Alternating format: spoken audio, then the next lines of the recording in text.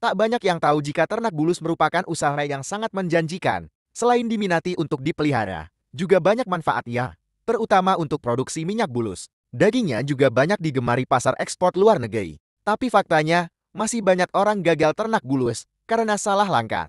Agar Anda tidak salah langkah, simak pembahasan video kali ini. Langkah pertama, sebelum memutuskan berternak bulus pastikan Anda memiliki tempat atau lahan yang memadai. Lahan 2 kali 3 meter hanya cukup untuk 15 ekor bulus. Semakin banyak bulus yang ingin Anda ternak, maka diperlukan lahan yang semakin luas. Langkah kedua, datangkah atau beli induk yang berkualitas bagus. Induk yang berkualitas bagus memiliki ciri badan gemuk, warna cerah, lincah, dan tanpa cacat fisik. Induk yang bagus biasanya dibanderol dengan kisaran harga Rp40 hingga Rp70.000 per kilo. Langkah ketiga, penebaran induk setelah tersedia indukan.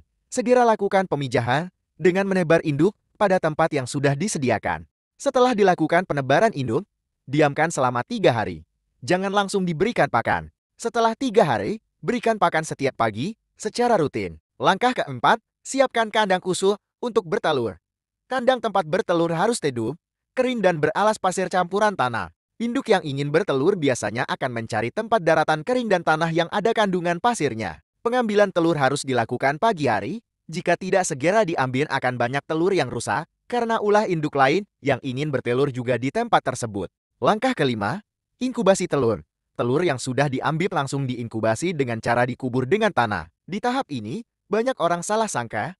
Kebanyakan orang mengira inkubasi telur diperlukan alat khusus seperti mesin tetas atau lampu penghangat. Padahal untuk inkubasi telur hanya cukup dikubur di tanah tanpa perlu dilakukan pembalikan telur dan alat tambahan apapun. Setelah semua telur terkubur secara rapi, lalu simpan telur di tempat yang teduh. Jangan lupa semprot pakai air setiap 3 hari sekali agar kelembapan terjaga. Langkah keenam, setelah proses inkubasi telur bulus mencapai 40 hari, mulailah kontrol secara rutin setiap hari. Karena pada hari ke-40, telur bulus sudah memasuki tahap netas dan akan menetas total di hari ke-60. Untuk bulus yang sudah menetas lebih dulu, bisa dipindahkan ke kolam pembibitan agar segera masuk ke air. Bulus yang menetas lebih dulu tidak perlu diberi pakan.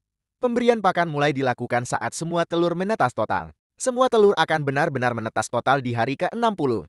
Setelah netas total, bayi bulus dipindah ke kolam pembibitan. Sebelum dipindahkan, cuci dahulu semua bayi bulus hingga bersih.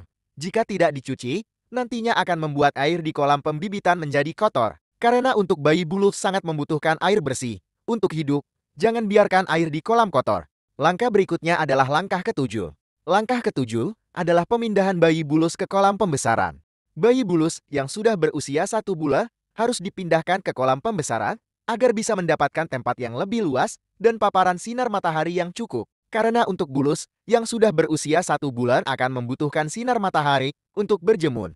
Kebiasaan bulus akan berjemur setelah selesai makan. Maka dari itu kolam pembesaran harus terkena sinar matahari secara langsung. Tahap terakhir, atau ke-8, tahap ini adalah masa panen.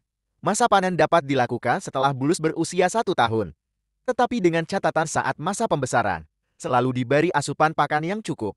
Maka usia bulus 1 tahun bisa dipanen dan siap untuk dipasarkan. Pemasaran bulus sangatlah luas, bisa dipasarkan di dalam atau luar negeri. Untuk di Indonesia sendiri, tak hanya bulusnya, mulai dari telurnya atau bayi bulusnya kadang ada yang jual di kios hewan, pasar malam ataupun depan sekolah dasar. Untuk bulus dewasa yang siap panen, juga ramai peminat untuk ekspor ke luar negeri.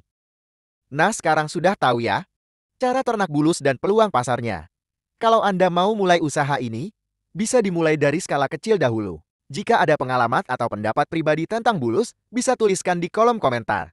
Di video selanjutnya, aku akan bahas tentang detail kolam bulus, pakan yang membuat bulus cepat besar, cara jinakan bulus, dan semua tentang bulus. Jadi, ikuti channelku ya.